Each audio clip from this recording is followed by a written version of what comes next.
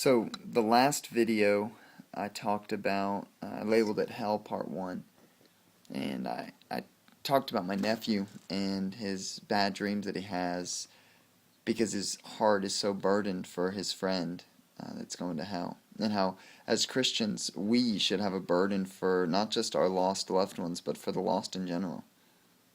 See, I heard a quote from Christine Caine from Passion this year, and it really kind of struck me. And it was a story really that she told about her daughter, who's infatuated with flashlights, and every time they go to Walmart or anywhere, she has to look at the new flashlights.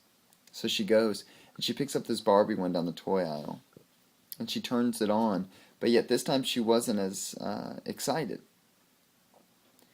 And Christine Caine goes on to explain the reason why her daughter wasn't excited is because she couldn't see the light of the flashlight, because it was drowned out by the big fluorescent lights in the store.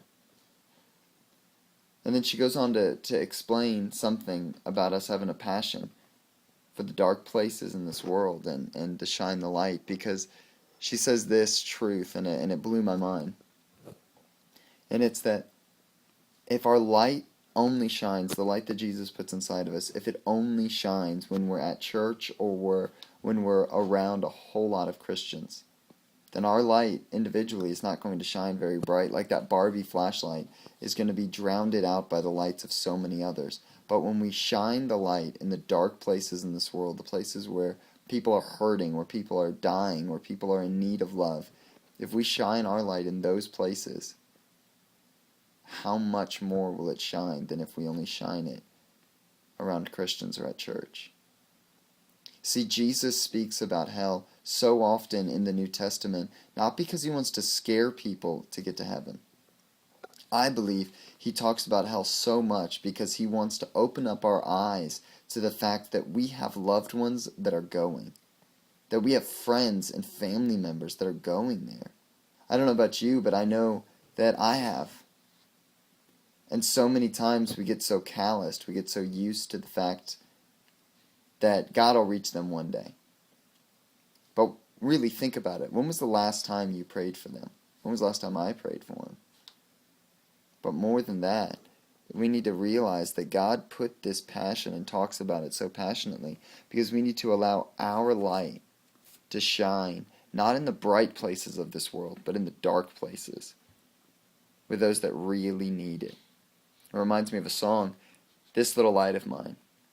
And it goes on to say, I'm going to let it shine. And one verse says, put it under a bushel? No, I'm going to let it shine. Devil tries to put it out? No, I'm going to let it shine. But as a Christian in America in 2012, if I'm honest with myself, and hopefully if you're honest with yourself, there are times where we put our light under a bushel.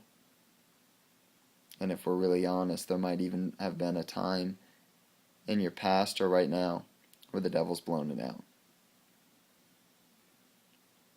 Well, it's time for 2012 for the Christians to stand up, the children of light and love to join together, to take the bushels off of our lights, whatever they are, whether relationships or pride or self-worth, whatever we think we have or we've gotten that's hiding our light, the light of Jesus, that it's time in 2012 for us to stand up, to awaken, to take the bushel off of our light and to let it shine. And if you've allowed the enemy to come and blow your light out, there's a God who still loves you, who's still here for you, who wants to pick you up and wants to give you that passion, that burning desire again, to let your light, to let our light shine in 2012.